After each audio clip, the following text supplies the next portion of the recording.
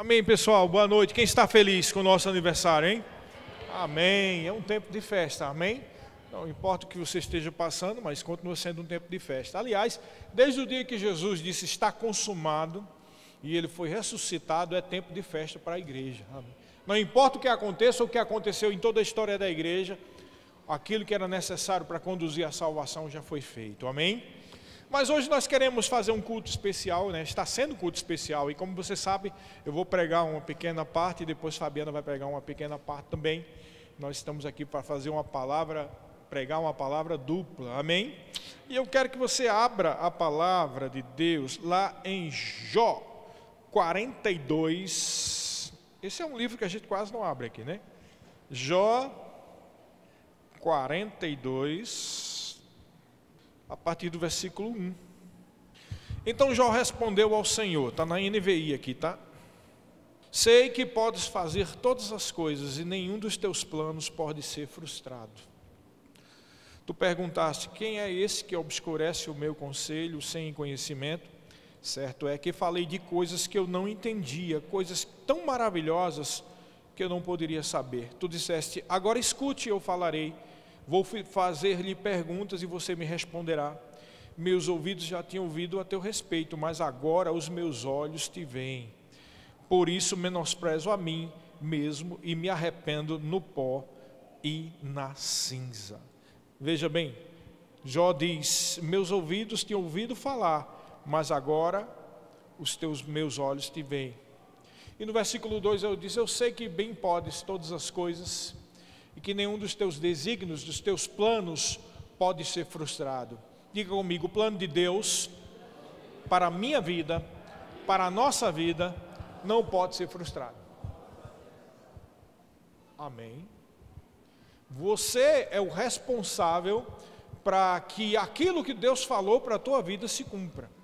Você precisa entender que, como diz lá em Hebreus capítulo 4, versículo 12, quando fala que a palavra de Deus é viva e eficaz, ela é mais cortante do que uma espada de dois gumes. E no original grego está falando de duas bocas, existem duas bocas para que a palavra de Deus se cumpra. A primeira boca é a de Deus, diga de Deus. Ele já falou, mas depois que ele falou, é preciso que você faça a sua parte também. Diga comigo, eu tenho que fazer a minha parte. O plano de Deus jamais será frustrado. Só que existem aspectos com relação ao plano de Deus que dependem do nosso livre-arbítrio, da nossa vontade. Há muitas pessoas que tinham um grande plano de Deus na vida delas e não se cumpriu porque elas tiveram medo. O cemitério deve estar cheio de pessoas, corpos, né? Porque os seus espíritos estão em outros lugares. E se eram filhos de Deus, com certeza estão lá na glória com o Senhor. Mas os corpos jazem no cemitério de pessoas que tinham grandes planos de Deus, mas tiveram medo, não andaram em fé. Longe de nós, irmãos, essas coisas. E eu quero repetir aqui um pequeno testemunho do que aconteceu comigo essa madrugada, né? Geralmente eu não falo sobre sonhos, porque a Bíblia nos adverte. Alguns aqui ouviram já o que nós falamos hoje de manhã, né? A Bíblia nos adverte que aquele que tem sonho, diga que teve um sonho. E não outra coisa, a não ser que o próprio Deus dê a revelação, ou que o próprio sonho já esteja revelado, amém? Então, por que Deus diz isso? Porque sonho é algo que pode surgir da tua mente. A psicologia freudiana diz que os sonhos são resultados de desejos, de projetos, de planos que nunca foram cumpridos, ou coisas que você deseja, que você queria e que nunca aconteceu, e aquele anseio pode criar um sonho, e de repente você pensar e dizer, Deus falou quando Deus não falou. Então você tem que ter muito cuidado com aquilo que é sonho. Se Deus te deu um sonho, Ele vai revelar, e você só abre a boca se tiver a revelação, amém? Ou o próprio sonho já é revelado, como foi esse caso que aconteceu comigo.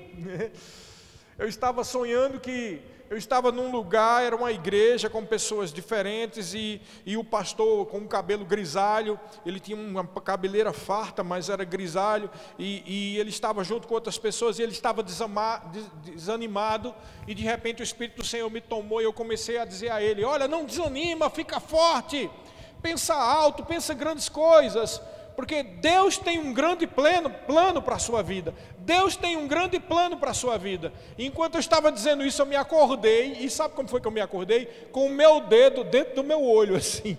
E estava tão apertando que já estava dormente a bola do olho já. E eu acordei, que coisa. E ficou ressoando na minha mente. Deus tem um grande plano. Deus tem um grande plano. Deus tem. E eu não dormi mais até amanhecer o dia. Eu não consegui dormir porque ficou aquilo ressoando. Deus tem um grande plano. E na hora eu não entendi porque eu estava com o dedo enfiado no meu olho. Mas hoje de manhã me veio a revelação. Se eu estou apontando para mim é porque é para mim essa palavra. E é para você também. Diga para mim. Deus tem um grande plano. Amém. Deus tem um grande, porque na hora me veio, o que eu disse para o homem lá era, o plano de Deus na sua vida é grande, mas na hora que eu me acordei, ficou ressoando no meu ouvido, Deus tem um grande plano, diferente do que, né? Deus tem um grande plano, e eu fiquei meditando, Deus tem um grande plano, Deus tem um grande plano, o que exatamente isso quer dizer? Eu sei que Deus tem um grande plano, e Deus tem um plano certamente para mim, mas o que significa isso? E me veio no coração, o Espírito começou a tratar do meu coração, que essa frase, Deus tem um grande plano, é para que a gente entenda, e é por isso que eu li aqui o livro de Jó, que às vezes a sua vida pode estar uma grande tribulação, ou podem ter coisas difíceis se levantar sobre a sua vida, mas entenda, o plano de Deus é grande. E Ele sabia que você ia falhar, Ele sabia que dificuldades iam se levantar sobre a sua vida, e de maneira nenhuma eu estou fazendo apologia a pecado, ou a erro, ou a falhas, não é isso que eu estou querendo dizer, eu estou dizendo é que Deus na sua sabedoria já sabia que isso ia acontecer, já sabia que você estaria abandonado ou abandonada, já sabia que você ia sofrer durante essa fase da sua vida, Ele já sabia de tudo isso, o plano de Deus é grande, então não foi Ele que colocou o mal na sua vida, mas se o mal veio, eu quero que você entenda nessa noite, que Deus tem um projeto maravilhoso na sua vida, e o que vai fazer a diferença é como você responde a isso. Desculpa. É como você responde, será como você responde a isso? E a palavra que nós temos para hoje é o dia do aniversário da igreja, e você pode olhar para essa igreja e ver, mas que essa igreja é muito pequena, e tem poucas pessoas, e daí, queridos? E daí? E daí o projeto de Deus ainda continua sendo grande. Se você olhasse para a vida de José quando ele estava dentro da cadeia, você ia dar risada, dizer que é nada, isso aí vai ser o rei, o segundo em importância no faraó, com faraó, mas de forma nenhuma. Eu quero dizer uma coisa para você, Deus nunca fez acepção de pessoas. Algumas pessoas podem meditar, como uma vez eu meditei, tá bom, José foi um homem nobre e tudo mais, e glória a Deus, e Deus o abençoou e exaltou ele, mas não deixa de ter uma certa caidinha para o José, porque afinal de contas José era de sangue nobre, ele era da turma de Abraão, Isaac e Jacó, ele não era um Zé lá da agricultura, ele não era um Zé lá, que tangia gado, não, ele era um Zé, que era filho de Abraão, de Isaac e de Jacó. Aí você pode estar pensando, então Deus já tinha uma asa arriada para ele, mas mesmo com a asa arriada para ele, não impediu dele passar um tempo na prisão, isso é difamado. A Bíblia também descreve pessoas que não eram de linhagem real, como o profeta Amós. O profeta Amós era uma pessoa simples, um agricultor. Por certo, ele falava na língua dele, pro modo e pro pro quê, né? Devia ser um jeca da época. E ele foi levantado como profeta. Há exemplos de pessoas de estirpe nobre e há exemplos de pessoas simples. Há exemplo de pessoas como Isaías, que era da estirpe nobre, e há casos de pessoas, todos os 12 apóstolos eram pessoas simples. Então não tem nada a ver com se a pessoa é filho de pobre, de filho de rico, se tem curso superior, se não tem. O que faz a diferença é a resposta da pessoa quanto ao projeto de Deus. Porque se Deus tem um projeto na sua vida, saiba que o diabo vai levantar situações difíceis. Porque não é do interesse do diabo que você continue no projeto de Deus. Mas glória a Deus que eu e você, se nascemos de novo, se não filhos de Deus, nós temos o recurso da palavra, nós temos o recurso do auxílio do Espírito Santo, nós temos o recurso do nome de Jesus, nós temos o recurso do poder e da unção de Deus, nós temos o recurso da voz de Deus sendo proclamada. E ninguém disse aleluia, glória a Deus, só a ação. Amém. O plano de Deus é grande e nada vai impedir o projeto de Deus. Olha só o que diz no Salmo 126. Vamos lá para o Salmo 126. Oh, glória a Deus, aleluia. Deus é bom, o Senhor Deus é bom. Então, a partir do versículo 1 diz assim: quando o Senhor trouxe, eu vou ler aqui na atualizada. Eu já li tanto atualizada que fiquei acostumado com a forma. Quando o Senhor restaurou a sorte de Sião, ficamos como quem sonha. Então a nossa boca se encheu de riso e a nossa língua de júbilo. Então entre as nações se dizia: grandes coisas o Senhor tem feito por eles. Com efeito, grandes coisas fez o Senhor por nós, por isso estamos alegres. Restaura, Senhor, a nossa sorte como as torrentes do Neguebe. Os que com lágrimas semeiam com júbilo ceifarão. Quem sai andando e chorando enquanto semeia, voltará com júbilo, trazendo os seus feixes. Você entendeu o que está escrito aqui nesse salmo? Em primeiro lugar está dizendo: olha, nossa sorte foi restaurada e nós estamos jubilando. Querido, a sua sorte foi restaurada já em Cristo Jesus, na cruz do Calvário. No dia que você recebeu ao Senhor Jesus como Salvador, a tua sorte foi restaurada. Mas existe um outro ensino aqui. Na parte B do Salmo diz que aqueles que semeiam andando e chorando voltarão com júbilo. Veja, ele não está querendo dizer que o choro vai fazer uma diferença. O que ele está querendo trazer para você é que para haver a semeadura, teve um tempo de choro. Para haver a semeadura, para semear aquilo que Deus projetou na sua vida, tem um tempo de sofrimento, e não é Deus que está colocando, tem um tempo de pressão, tem um tempo de barreiras, tem um tempo de dificuldade, tem um tempo que parece que nada está funcionando, que não está crescendo, que a coisa não está acontecendo, mas só parece, porque no final das contas muda o tempo de choro para ser o tempo de ceifar, queridos. Eu estou querendo aqui dizer para você que o tempo de choro está acabando e é tempo de ceifar. Amém. Mas, como foi dito aqui por Annelise, né, uma boa palavra e tal, queridos, estamos em tempo de ceifar aquilo que foi semeado com lágrimas. E Deus está preparando um povo firme, forte, cheio de fé. Um povo perseverante, um povo que não está só chorando. O tempo de choro passou.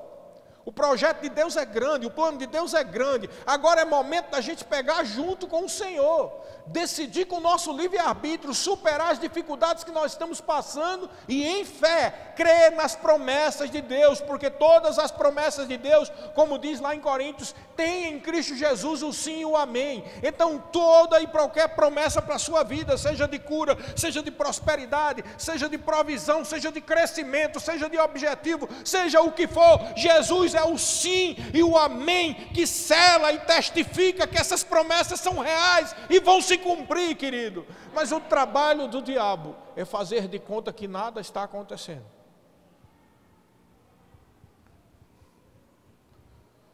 Quem acredita que Jesus é o Filho de Deus aqui? Quem crê?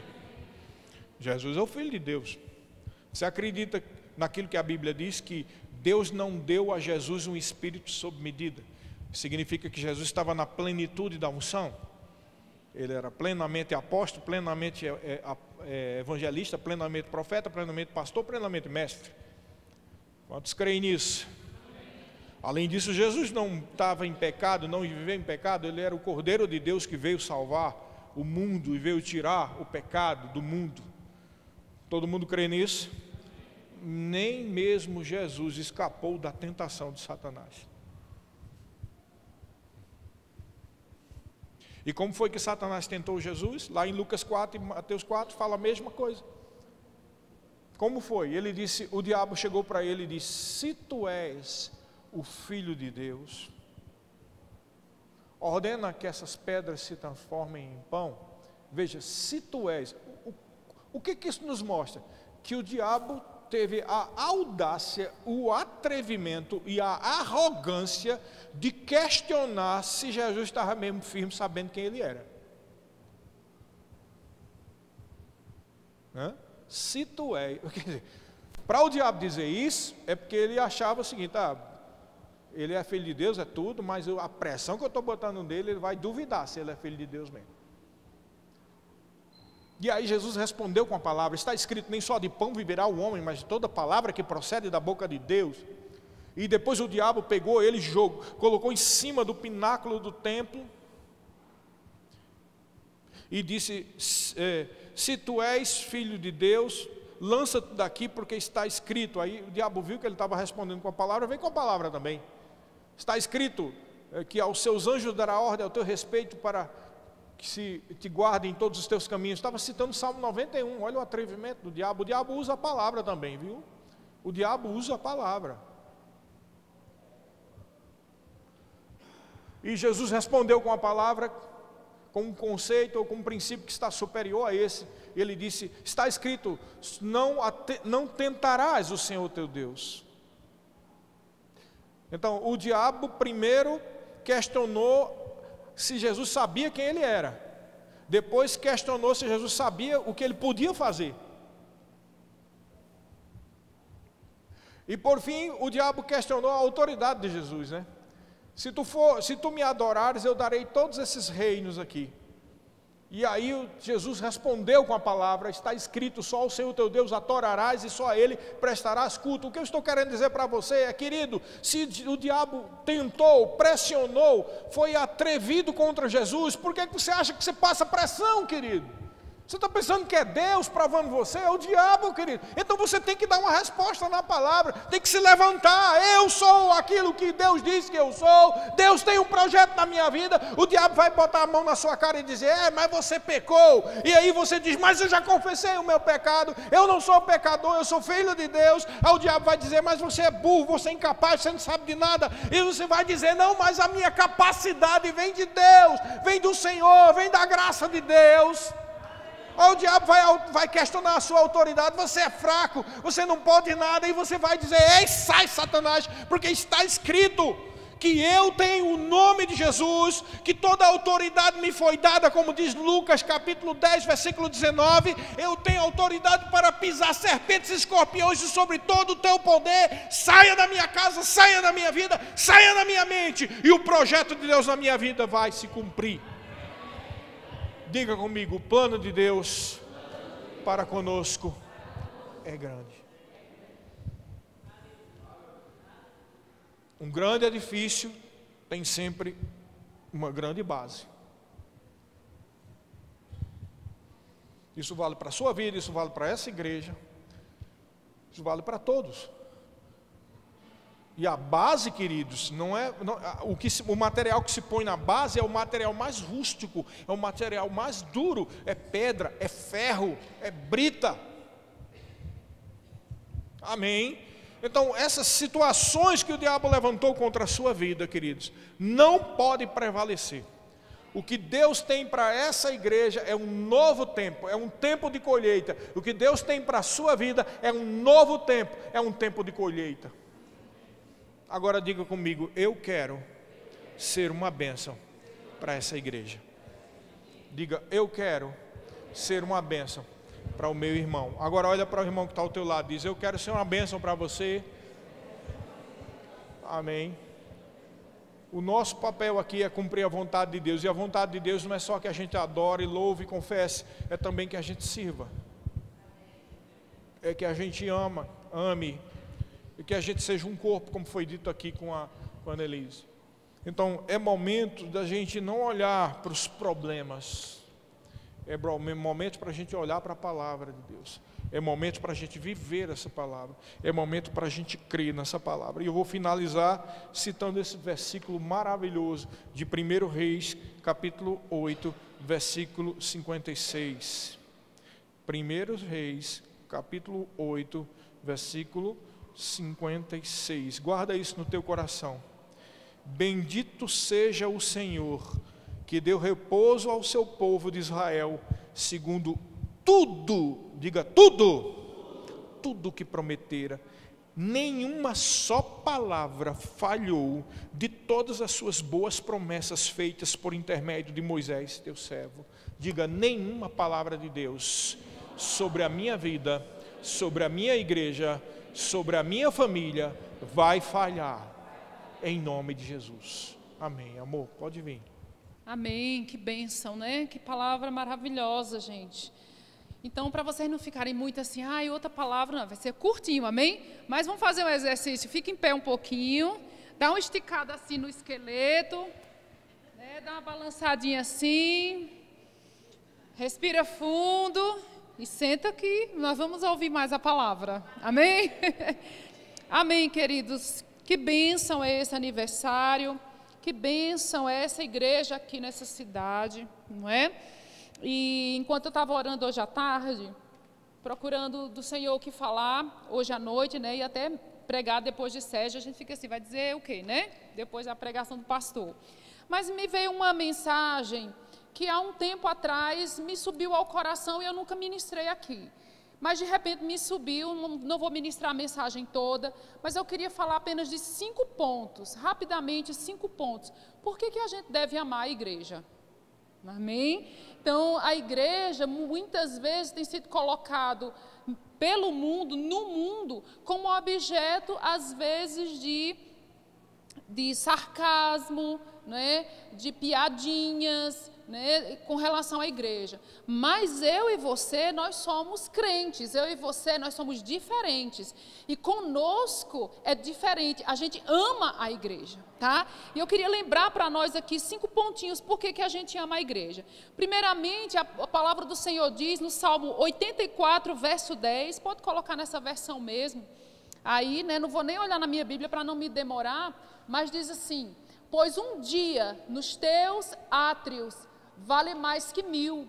Prefiro estar à porta da casa do meu Deus e permanecer nas tendas do que permanecer, né? Ou a permanecer nas tendas da perversidade. Que bênção essa mensagem. Então aqui o salmista diz, é melhor estar na igreja, né? Com todos os seus defeitos, com todos os seus desafios, porque a igreja não é essa estrutura de cimento, essa estrutura de tijolos.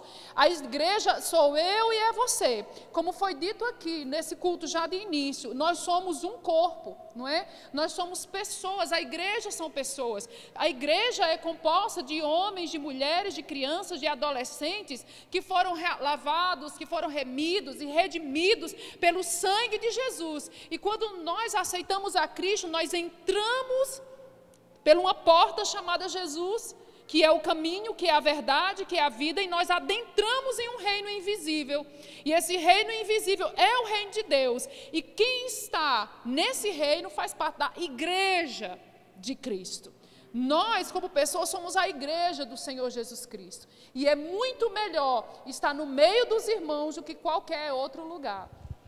E o Senhor quer que a gente aprenda a amar a igreja dele. A Bíblia diz também aqui, em Efésios capítulo 3 e verso 10, mostrar rapidinho aqui, Efésios 3, 10, porque pela igreja a multiforme sabedoria de Deus se torna conhecida, agora dos principados e potestades nos lugares celestiais. Ainda falando, por que eu amo a igreja? Porque a igreja é o lugar onde a sabedoria de Deus é transmitida. A sabedoria de Deus não é transmitida, irmãos, pelo mundo, não é? Pelos cursos de autoajuda. Isso pode até trazer um benefício para a nossa vida, mas a sabedoria de Deus, ela vai ser transmitida à igreja, na igreja, através de homens e mulheres que Ele chamou para isso. Outra palavra que diz aqui, lá em 1 Timóteo, capítulo 3, verso 15. Aí rapidinho, Tisa, por favor. Para que, se eu tardar, fique ciente, Paulo falando ao seu discípulo Timóteo, ao seu filho Timóteo na fé, se eu tardar, fique ciente de como se deve proceder na casa de Deus, porque é a igreja do Deus vivo, é a coluna e o baluarte da verdade. Aqui Paulo sinaliza que a igreja também tem essa característica. Ela é o baluarte, essa palavra baluarte, né, para ficar mais fácil para nós, é a palavra base, né, firmamento, firmeza. A igreja é a firmeza, é a coluna que Deus colocou na terra para transmitir a verdade. E isso já é, irmãos, motivo suficiente para nós amarmos a igreja. Concorda comigo? Porque ela vai transmitir para nós a base de Deus, o que Deus transmite ao seu povo, o que Deus revela ao seu povo. Deixa eu mostrar mais outro versículo para você aqui, falando sobre a igreja. 2 Timóteo capítulo 3, verso 16, diz assim, Paulo falando, toda a escritura é inspirada por Deus e é útil para o ensino, para a repreensão, para a correção, para a educação na justiça. Então, a igreja é o lugar onde nós somos repreendidos, ensinados, corrigidos e educados em toda justiça. Isso é motivo para amar a igreja. Sabe, irmãos, eu sou tão grata, tão grata, tão grata, porque foi por causa da igreja e na igreja que eu conheci Jesus. Jesus é a pessoa mais preciosa da minha vida, eu não viveria sem Ele. Mas, irmãos, eu só tive acesso a conhecê-lo, a ter intimidade com Ele, a aprender a ouvir a voz dEle, a aprender como Ele se move, a aprender os seus princípios na igreja. Não foi em outro lugar. E eu sou grata a Deus porque eu tive uma igreja que me acolheu, uma igreja que me ensinou. Eu sou grata por cada seminário, por cada reunião, por cada conferência, por cada evento que eu fui, que eu participei, e isso colocou um tijolinho na minha vida. Eu devo hoje o que sou, e eu sei que você também, a igreja. Né? Porque às vezes a gente esquece o benefício que a igreja pode trazer na nossa vida. Eu ainda estou falando do primeiro ponto.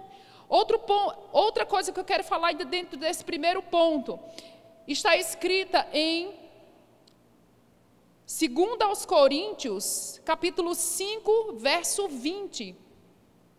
De sorte que somos embaixadores em nome de Cristo, como se Deus exortasse por nosso intermédio. Em nome de Cristo, pois, rogamos que vos reconcilieis com Deus. Esse versículo mostra que a reconciliação do pecador, do ímpio, daquele que está perdido na vida, a reconciliação dele com Deus passa pela igreja, irmão. É através de nós, eu e você, que a pessoa que não conhece Jesus vai conhecer. Você já imaginou que depende da minha vida, da sua vida, a eternidade de alguém? Depende da igreja do Senhor, a eternidade aonde a pessoa vai viver para sempre, e sempre, e sempre vai depender de nós. E por isso que a gente tem que amar a igreja, porque a igreja é o canal que Deus tem na terra para trabalhar na vida das pessoas. A igreja é a avenida aberta de Cristo para a terra, para que Deus possa alcançar as pessoas. Fala assim, por isso eu amo a igreja. A igreja é tudo isso, e a igreja é muito mais. Deixa eu falar rapidamente aqui. O segundo ponto, por que que eu amo a igreja do Senhor? Porque é na igreja do Senhor onde eu posso crescer como pessoa. É na igreja do Senhor onde eu posso levar a minha família para crescer junto comigo. Sabe, queridos, não é muito confortável, principalmente nesse tempo que a gente vive hoje, um tempo onde as pessoas estão tão levianas, estão tão perdidas, sem princípios. É muito confortável a gente ter um lugar onde a gente leve nossos filhos. Eu sou grata a Deus, irmãos, porque eu tinha reunião de criança, igreja de criança, para educar minhas filhas. Eu sou grata a Deus, porque desde que elas nasceram, eu tinha um lugar onde pudesse cooperar com a gente na sua criação, nos seus princípios, na sua educação. Eu sou grata a Deus, porque eu não estava sozinha na educação das nossas filhas. Nós tínhamos a igreja. Porque nós podemos saber que na igreja é um lugar onde a gente pode deixar os nossos filhos e sabemos que eles vão aprender a palavra, sabemos que eles vão aprender os princípios de Deus, sabemos que eles vão aprender e ter um caminho certo, sabemos que é um lugar onde a gente pode ficar sossegado. Se está na igreja, está tudo bem. Não é assim? Se o filho sai de casa e vai para qualquer outro lugar na vida, o pai e a mãe ficam preocupados, mas se traz para a igreja, o pai e a mãe não se preocupam, porque a igreja é um lugar onde nós sabemos, onde eles vão aprender o que é certo, onde eles vão estar seguros e onde eles vão estar cercados de pessoas íntegras, cercados de pessoas que andam em amor, cercados de pessoas que vão cuidar dos nossos filhos. Então é um motivo também porque eu amo a igreja. Nossas filhas têm 22 anos, vão fazer 23, mas desde que nasceram, foi confiada, foi deixado na igreja. Cada acampamento de jovem, cada reunião de igreja de criança, cada acampamento de adolescente, cada correção das professoras, tudo que foi feito cooperou para o nosso trabalho. Sabe, queridos, nós precisamos honrar as pessoas que estão trabalhando dentro desses departamentos, no departamento das crianças, no departamento de adolescentes. Envia seu filho para a igreja, sabe, queridos? Uma coisa, deixa eu abrir um parênteses aqui, eu não estou falando sobre família, a gente não está pregando sobre família, vai ter culto de família no final do mês, dia 29 vai ter culto da família. Venha para cá, porque é na igreja onde a gente aprende a ser família. Irmãos, eu não me conformo, porque chega o culto dos casais, o culto da família, nem todo mundo que é casado venha, porque é aqui que a gente aprende a ter o princípio correto, não é? Por exemplo, eu mesmo vim, vocês sabem, alguns conhecem a minha história, eu vim de uma família desestruturada.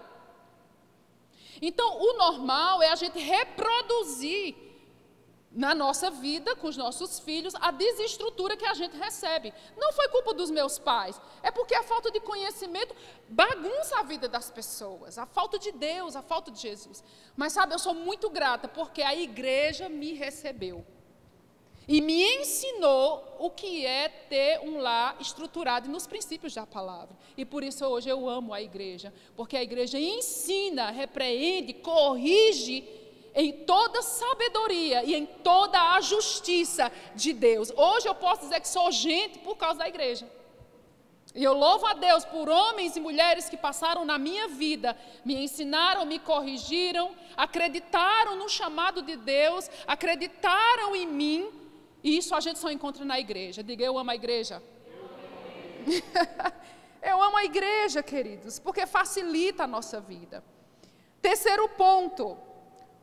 Eu amo a igreja do Senhor, porque é onde eu posso servir aos outros e exercitar a piedade e a humildade. Sabe que não existe igreja, uma pessoa sozinha, isolada em casa?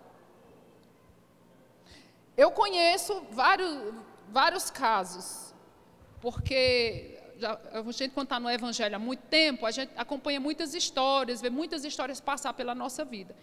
Mas eu conheço casos de pessoa que fica chateado com a igreja e não vai mais na igreja, e agora eu sou igreja. Sabe, você não é igreja, você é um membro do corpo de Cristo, que se você estiver isolado na sua casa, você pode esfriar, desviar e morrer espiritualmente. É como eu aprendi logo no começo da minha vida cristã, de que uma brasinha da fogueira, se ela estiver lá sozinha, longe da fogueira, ela vai apagar. E tem pessoas que pensam que ela em casa, sozinha, elas são igreja. Ela não é igreja, porque faz parte, como foi dito aqui, do corpo, servir o corpo. A gente precisa servir uns aos outros. Sabe que não existe o dom na Bíblia, né? Existem vários tipos de dons, existem os dons ministeriais, existe o dom de socorros, que é o dom do corpo que trabalha para que os 5 dons possam exercer a sua função da melhor forma possível. Mas não existe nenhum lugar na Bíblia que diga que existe o dom da contemplação, né? Ou da igreja que está agora só sendo espectadora. Eu vim aqui para assistir, para expectar. Não. Nós todos temos algo a dar para alguém. Todos nós temos algo a oferecer as pessoas. Tem uma frase que diz assim, que ninguém é pobre demais que não tenha nada para dar, e ninguém é rico demais que não tenha algo que necessite. Isso é uma verdade, irmãos. Todos nós precisamos uns dos outros, porque nós somos limitados em nossos dons. Aquilo que eu não tenho, você tem, e você pode me ajudar. Aquilo que você tem, não tem, eu posso te ajudar, e assim sucessivamente. Então, Deus colocou o corpo, né, de Cristo na terra, e esse corpo ele tem um movimento, esse corpo ele tem uma ação, esse corpo tem uma função. Por mais falta de nobreza que exista em alguns pontos do corpo, né? Como Paulo diz, tem alguns pontos que não são vistos, que não são tão nobres assim, que não são aplaudidos, mas esses também, e muito mais esses, eles são necessários. Você imagina, por exemplo, você pode viver a sua vida toda provavelmente vai acontecer isso com você, você nunca vai ver seu pulmão, você nunca vai ver seu fígado. Eu nunca vi meu fígado. Faz parte do meu corpo, faz parte de mim, mas eu nunca vi meu pulmão, nunca vi meu coração, não é? Mas eles estão trabalhando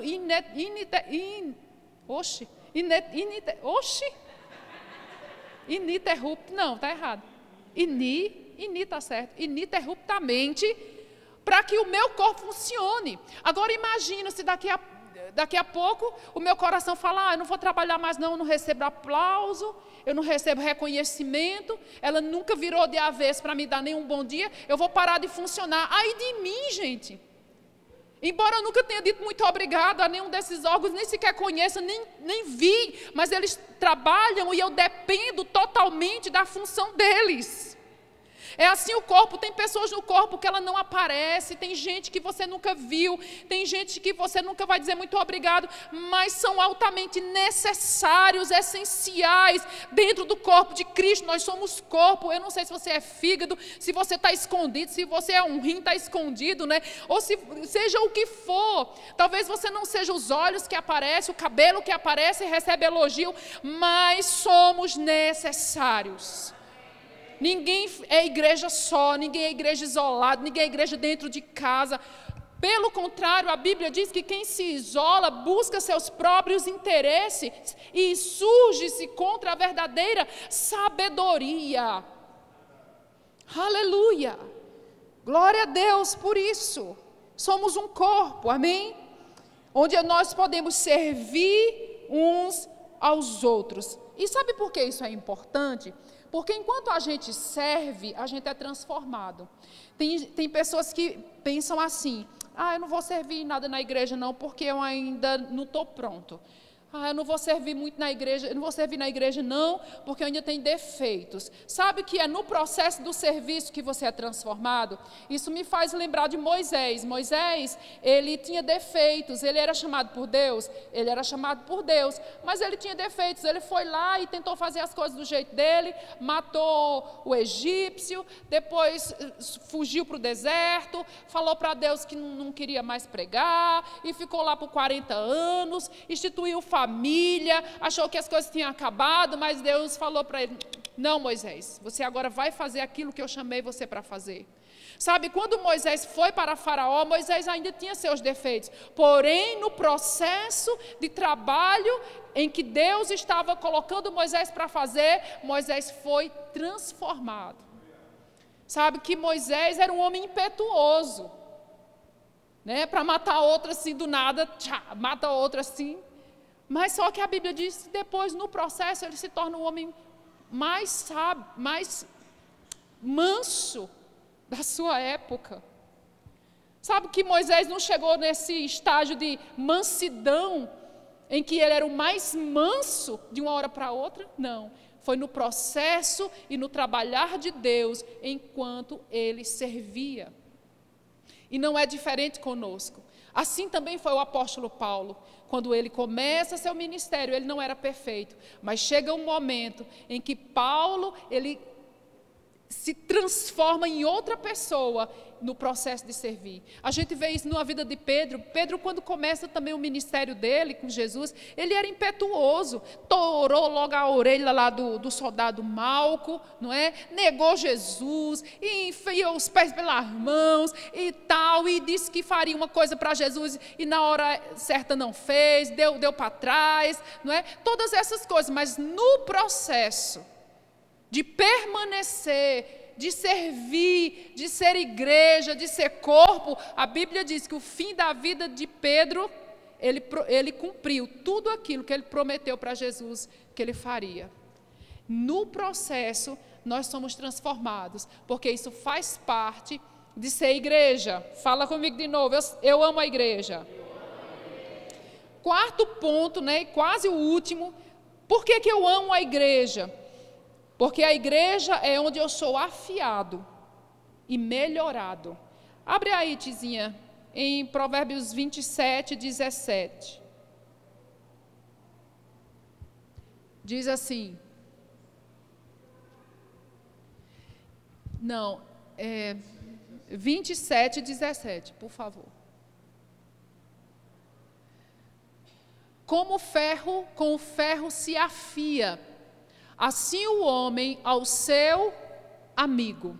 E esse princípio é um princípio interessante que a gente pode trazer para dentro do relacionamento da igreja, não é?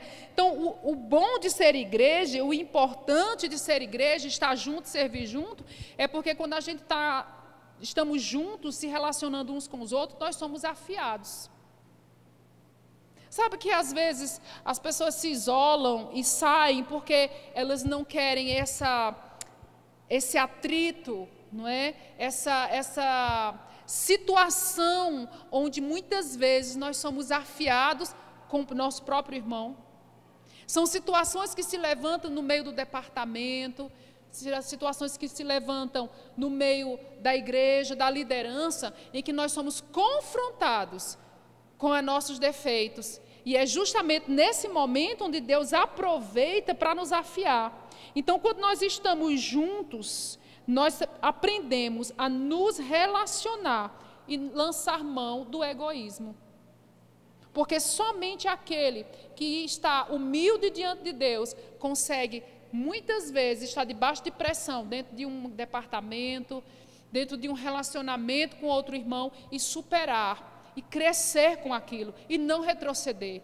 A tendência das pessoas, quando elas são desafiadas, esticadas nos seus relacionamentos uns com os outros, é retroceder, ou até falar assim, não, o problema é do outro, não, o problema não é meu, é o outro que é assim. Mas se nós nos deixarmos afiar pelo Senhor, nós vamos aproveitar as nossas diferenças e celebrar. Não é verdade? Às vezes a gente quer que todo mundo seja igual a gente, mas as diferenças são boas, porque ajuda a nos trabalhar, a nos afiar, a ser igreja, a lidar com os outros, a lidar com dificuldades, aprender a perdoar. Porque imagina, se a gente não consegue se relacionar com os nossos irmãos, muito menos na nossa casa. E às vezes o Senhor quer nos mostrar e quer nos ensinar a nos relacionar uns com os outros e trabalhar o nosso caráter, trabalhar a nossa vida, trabalhar dificuldades que a gente tem, dificuldades às vezes de ser corrigido, dificuldades às vezes de reconhecer nossos defeitos. É na igreja onde o Senhor aproveita para afiar a gente. E sabe que Deus vai às vezes usar o irmão que está no departamento para ajudar a te afiar. Eu gosto de dizer uma coisa, estou quase terminando, dizer uma coisa que eu aprendi lá em Campina Grande, e isso marcou minha vida, e é uma coisa que eu levo para a vida inteira. Sabe que o inimigo das nossas vidas, das nossas almas, ele levanta algo chamado resistência à unção. Fabiana, o que é resistência à unção? Sabe o que é? Sabe aquela pessoa que trabalha com você no departamento, aquela pessoa talvez esteja liderando você, ou você é liderado dessa pessoa. Às vezes aquela pessoa tem uma unção na vida dela, tem algo na vida dela dado por Deus, que às vezes aquilo que ela tem vai abençoar a tua vida, mas o inimigo levanta uma resistência sua para com ela, para que ela não seja alcançada. Você já se deparou com uma situação assim, ou você já viu acontecer de alguém que simplesmente você chega na igreja e você fala assim, não vou com a cara daquela pessoa. E tem até crente que fala assim, meu santo não bate com o dele, mas é o mesmo Espírito, é o Espírito Santo. Como é que duas pessoas têm o Espírito Santo e o Espírito de uma não bate com o Espírito da outra? Tem algum Espírito que está errado. Sabe que crente não tem esse negócio do meu santo não bate com ele, crente anda em amor, não é? E às vezes, queridos, às vezes aquela pessoa é uma oportunidade de Deus na sua vida para te abençoar e você está resistindo àquela pessoa. Mas eu nem sei por que resiste, eu simplesmente não gosto daquela pessoa. Cuidado, pode haver uma resistência que o inimigo está levantando para que você não seja alcançado por aquilo que tem de precioso na vida daquela pessoa. Irmãos, isso é uma coisa que existe, então tem cuidado com esse negócio, eu não gosto de fulano. Sabe, irmãos, a gente não é obrigado a gostar de ninguém, mas a gente é obrigado a ser crente. Não é? Crente não tem esse negócio, eu não gosto de fulano. Tem alguma coisa errada. Quando a gente não gosta da igreja, a gente não gosta do povo da igreja, tem alguma coisa errada. E eu vou dizer mais, tem um demônio mesmo, não é coisa errada não. É um demônio mesmo, quando alguém sai da igreja, eu não gosto da igreja, eu quero ficar em casa. Você está perturbado. Agora estou eu falando. Né? Eu gosto de dar umas pegadas mais fortes. Porque a gente tem a tendência de florear as coisas quando elas são espirituais. A igreja é o veículo de Deus, a igreja é a porta de Deus na terra. A igreja é uma bênção, eu sei que existem defeitos, eu sei que existem falhas, mas Deus acredita na igreja ao ponto de Ele ter dado o seu Filho pela igreja e por uma igreja que Ele redimiu. Existe sim uma igreja santa, existe sim povo certo, existe sim liderança certa, existe sim povo honesto, existe sim povo de Deus. Isso é realidade, nós devemos amar o que Deus ama, queridos. Igreja, senão não está corrompido não, tem muita gente correta ainda. Amém? Aleluia. Último ponto. Por que eu amo a igreja? Porque é na igreja onde eu desenvolvo o que eu nasci para ser. Sabe, se eu tivesse ficado lá na minha casa em Campina Grande e tivesse tido esse pensamento, a igreja é tudo igual, como falaram do pastor Bud lá no Nordeste, né? Esse americano veio aqui roubar os brasileiros. Gente, você não riu, mas isso é uma piada. Porque a pessoa sai dos Estados Unidos, tem tudo lá, para ir roubar um monte de paraibano que não tem um pau para dar num gato. Eu vou dizer um negócio. A gente não tinha nada, irmão, para dar. Nada. O pastor Bud tinha tudo para ficar em São Paulo. 20 milhões de habitantes, vai para Campina Grande. Como falaram lá em São Paulo para ele, tu vai fazer o que lá? Só tem jumento lá, só tem macaco lá. Os americanos dos Estados Unidos falaram, lá tem geladeira, tem papel higiênico. Achavam que a gente era um bando de macaco dentro de uma selva. E ainda o povo de Campina Grande falou assim, esse americano veio nos roubar. Digo, roubar o quê? Não é verdade. Se eu tivesse ido nessa onda desse povo cri-cri, onde é que eu estaria hoje? Tudo que tenho, tudo que sou, eu devo ao Senhor, mas por causa da igreja. Sabe, irmãos, pode todo mundo ir embora da igreja, eu vou ficar. Eu sou igrejeira. Nunca você vai ver, Fabiana saiu da igreja, não saio, porque eu sei que a igreja é a base, é o baluarte da verdade de Deus na terra. Pessoas são falhas? São, mas Deus não é. E Deus se move na terra pela igreja. Amém? A igreja é uma bênção. Eu quero te incentivar nessa noite, esses 6 anos dessa igreja, ame sua igreja. Ame sua igreja, porque é um lugar de ensino, é um lugar de correção, mas é também um lugar de amor. Eu tenho certeza, qualquer um daqui, se de repente, se estiver numa situação difícil, disser, me ajude, corre todo mundo e vai ajudar. Porque a gente tem esse princípio aqui entre nós, a gente se ama. E realmente somos uma família. Seja o que você precisar, irmãos, a gente vai fazer o que for que a gente possa fazer para socorrer. Porque nós entendemos que essa obra, a nossa vida, ela é sobrenatural. E esse é um lugar para se estar. Eu amo estar na minha igreja e você também deve valorizar a sua igreja. Não fale mal de sua igreja, não fale mal da liderança, envie seus filhos para a igreja. Ah, mas meu filho não quer ir. Deixa eu te perguntar, quando teu filho fala assim, eu não quero ir para a escola, 6 horas da manhã, inverno de Maringá, né? Junho, julho, inverno de Torauaço, seu filho fala, eu não quero ir para a escola. Aí o que é que você faz? Deixa o bichinho, né? Deixa o bichinho em casa dormir. O inverno, lá para agosto, o inverno passa, ele vai. É assim? É não, porque você entende, a educação é princípio básico que vai fazer meu filho ser gente. A igreja é a mesma coisa, filho. Então, às vezes, eu não quero ir, você vai. Ou seja, trocando em miúdos, enquanto você come do meu feijão, você prova do meu? Pronto, vocês não sabem não? Depois eu ensino. Queridos, então a gente precisa entender a visão de Deus com relação à igreja. O que é igreja para Deus? Igreja é importante para Deus, igreja é importante para a gente. Agora, para encerrar, fala assim, eu amo a minha igreja. Amém? Vocês foram abençoados? Amém.